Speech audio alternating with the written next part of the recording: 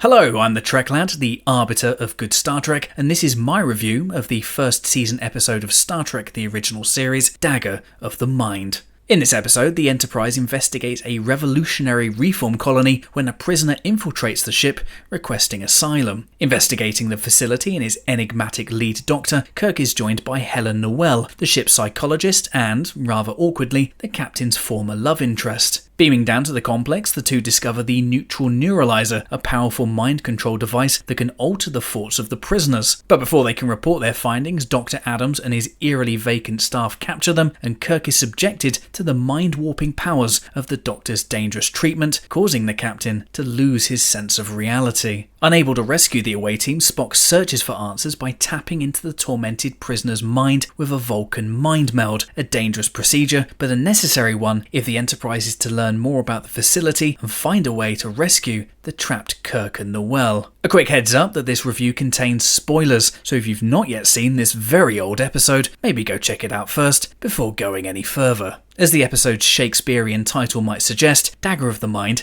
is a bit of a headache. It's another example of Star Trek giving us solid ideas and weaving them around compelling human drama. But, as we've seen before, the episode's edge is dulled somewhat by its sheer ambition. What makes Dagger of the Mind such a memorable episode isn't so much its concepts as it is its performances, particularly from its guest characters. Gurning and straining through much of the episode, guest star Morgan Woodward puts in a committed performance as the tortured Dr. Simon Van Gelder. His intense performance completely sells the idea of his character suffering some sort of catastrophic mental ailment. Mariana Hill also puts in a strong showing as Dr. Helen Noel, Kirk's love interest of the week, which marks a new direction for the show following Grace Lee Whitney's unfortunate but somewhat understandable departure. Hill, much more than just a pretty face, does well to recover following an awkward introduction and eventually grows into a strong foil for Kirk, a resourceful companion who is crucial to the resolution of the episode's action. The episode's ideas around prison reform through mind control and systemic corruption are interesting and provoke a lot of thought around the abuse of power and the prisoner's ethical treatment and rights. However, these ideas are only briefly touched upon. The prison complex, like many of the show's sets, is made up of colourful but sparsely decorated corridors, populated by a handful of actors who help sell the lie that the colony is a peaceful place of rehabilitation, but aren't used well enough to convey the dark truth behind the facade.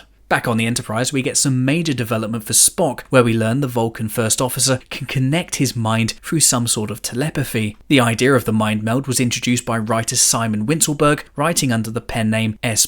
David, mainly because he was annoyed that Gene Roddenberry rewrote most of his script. I'll give you a second to guess the bits he added. Winselberg, known for leaning on aspects of his Jewish background, does the same here with the mind meld technique, borrowing aspects of Jewish religious gestures, ably performed by Leonard Nimoy, who sells the scene perfectly. You have to assume that this must have laid the foundations for Nimoy's eventual borrowing of similar gestures to create the now iconic Vulcan salute that we'd see in the show's second season premiere episode, Amok Time. One of the episode's stronger aspects is the lingering ambiguity resulting from the mental manipulations that Kirk is subjected to. His flashback scenes with Noel are given a dreamlike quality, almost too dreamlike to the point of artificiality. This leads to questions of what is real, what was planted by the suggestion of the neutral neuralizer. Shatner's performance does well to sell this confusion throughout the episode, right through to the final shot, with Kirk's tentative expression giving us the impression that the experience has left him damaged. It's not too different, although nowhere near as powerful as the same haunted expression Picard left us with at the end of TNG's The Best of Both Worlds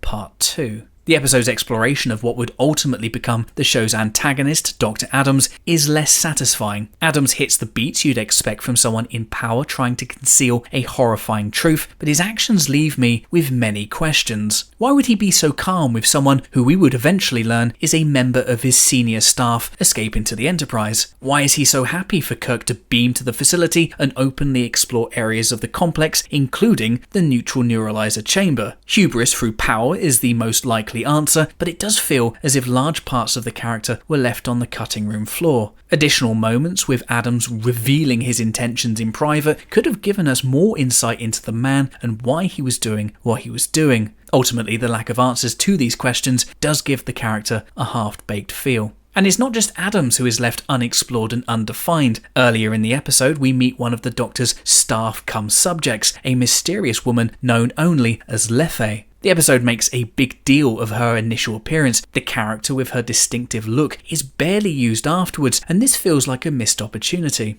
With Adams' death at the end of the episode coming as a result of no one being at the controls of the neutral neuralizer, how much better and more haunting would it have been if we got a shot of Lethe at the controls, her vacant look giving us one final cell of the damage this device has caused, but also as some sort of tragic justice that Adams' experimentation was his ultimate undoing. The episode goes to great lengths to show the pain and damage the neutral neuralizer can cause, but this is frustratingly undercut at the end, with Kirk's rapid recovery following his time in the chair. Obviously, the principal star of a show like this can't be too damaged, and we do get that ambiguous shot right at the end. Still, Kirk's recovery undermines the device's power and, subsequently, the episode's danger.